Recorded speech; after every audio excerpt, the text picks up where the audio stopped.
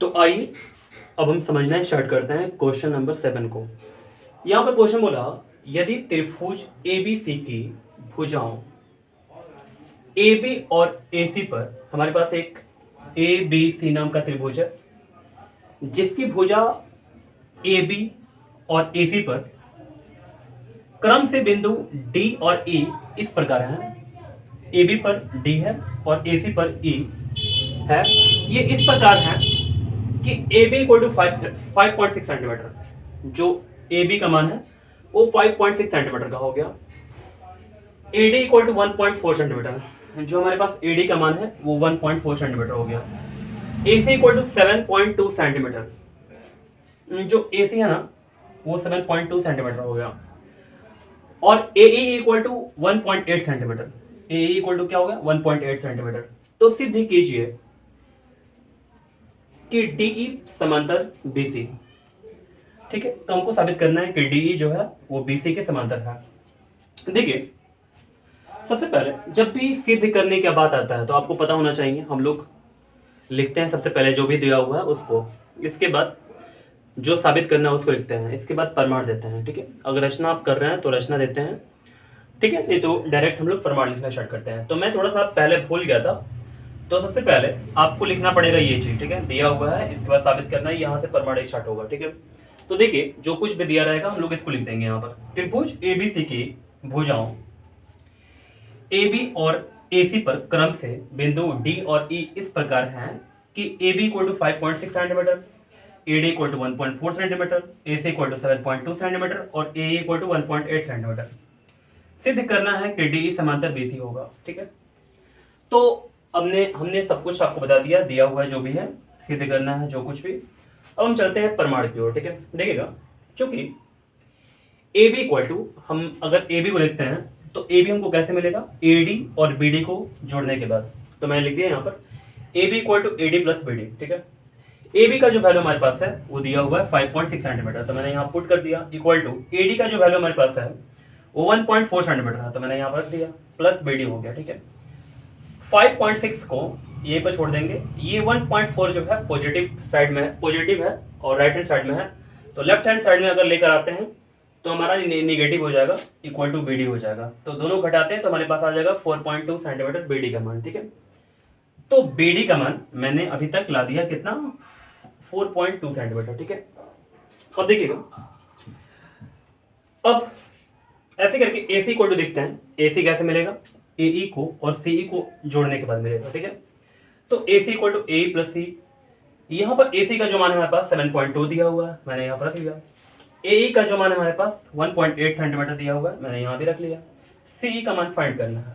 ठीक है, 7.2 में अगर हम यहाँ पर 1.8 को घटा लेते हैं, क्योंकि लेफ्ट में लाएंगे तो ये निगेटिव हो जाएगा, माइनस में पकड़ लेगा, ऐसा है, इक्वल टू 7 सी ई हो जाएगा। यहाँ पर दोनों घटाने के बाद 5.4 सेंटीमीटर आ जाएगा सी ई का मान। ठीक है, तो हमने यहाँ पर बी डी का मान निकाल दिया और सी ई का मान निकाल दिया। मुझे ये चेकआउट करना है कि डी ई, चेकआउट नहीं करना बल्कि ये साबित करना है कि डी ई समांतर बी सी होगा। चलिए चेक करना स्टार्ट करते हैं हम, यानी कि जांच करना स्टार्ट करते हैं। अगर ये दोनों समांतर होता है तो इतना और इतना का अनुपात इतना के अनुपात के बराबर होता है। ठीक है, गहराई पूर्वक अगर बातों को आप समझे होंगे, स्टार्टिंग से मेरा वीडियो देखे होंगे तो ये आप सब आप पकड़ पा रहे होंगे। ठीक है, तो देखिए सबसे पहले हम लोग यहाँ पर जांच करना स्टार्ट करेंगे। ए डी बटे में बी डी हो जाएगा, इक्वल टू ए ई बटे में सी ई हो जाएगा। ठीक है, हम लोग वैल्यू को पुट करना स्टार्ट कर देंगे। जैसे ए डी का वैल्यू हमारे पास है 1.4 सेंटीमीटर, जो बी डी का हमारे पास वैल्यू है वो बी डी का वैल्यू कितना है, हमने निकाला 4.2 सेंटीमीटर, लिख देंगे यहाँ पर। ए ई का जो मान है हमारे पास 1.8 है, रख लेंगे इसको भी। सी का जो मान है हमारे पास वो कितना है 5.4 सेंटीमीटर। ठीक है, तो हमने रख दिया यहाँ पर। इसको कैंसिल कराएंगे, 14 42 3 बार में कैंसिल हो जाएगा, 18 3 54 3 बार में ये भी कैंसिल हो जाएगा, तो 1/3 यहाँ भी 1/3 दोनों इक्वल हो जाएगा। तो देखिए इस दोनों का अनुपात और इस दोनों का अनुपात इक्वल है अगर, तो हम लोग बोल सकते हैं कि डी समांतर क्या होगा, बीसी होगा। और मुझे यही प्रूफ करना है, तो उम्मीद करते हैं ये क्वेश्चन आपको समझ में अच्छा से आ गया होगा। तो आइए अब देखते हैं हम लोग क्वेश्चन नंबर 8 को। यहाँ पर क्वेश्चन बोला कि त्रिभुज पी क्यू आर की, हमारे पास एक त्रिभुज है पी क्यू आर, कि भुजाओं पी क्यू और पी आर पर क्रमशः बिंदु एम और एन है। पी क्यू पर और पी आर पर क्रमशः बिंदु एम और एन है। नीचे दी गई प्रत्येक स्थिति के लिए ये हमारे पास ये दो स्थिति है।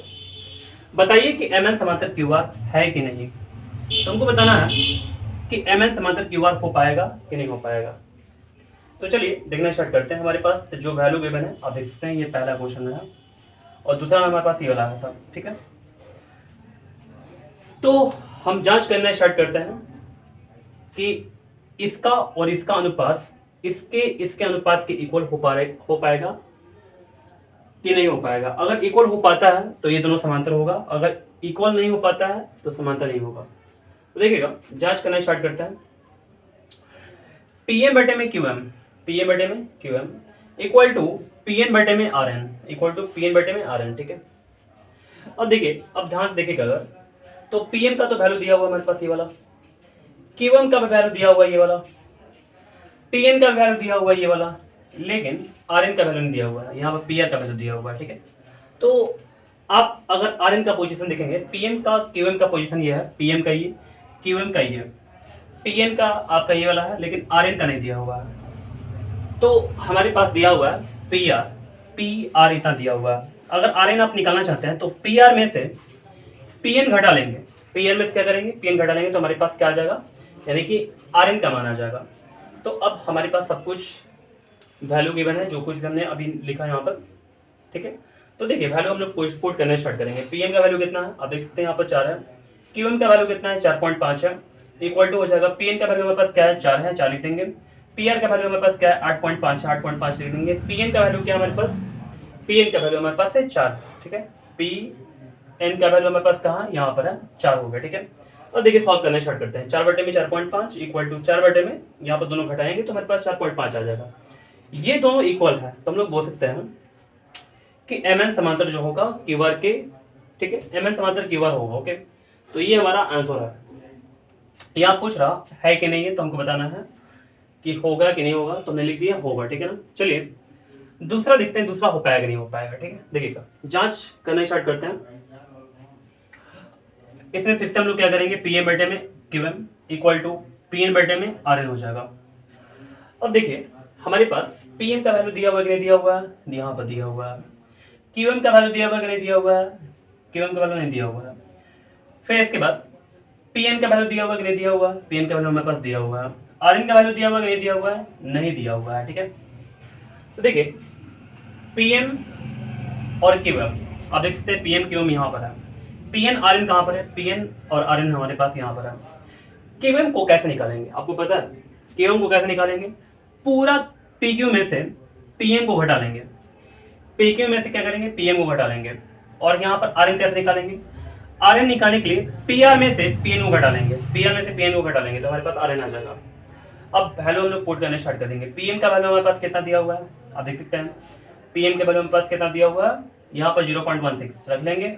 पी क्यू का वैल्यू कितना दिया हुआ हमारे पास, पी क्यू का 1.28 दिया हुआ है, माइनस पी एम का वैल्यू कितना दिया हुआ है, पी एम का वैल्यू 0.16 सॉरी, तो 0.16 दिया हुआ है, इक्वल टू पी एन का जो वैल्यू हमारे पास जो वैल्यू है वो 0.32 दिया हुआ रख दिए।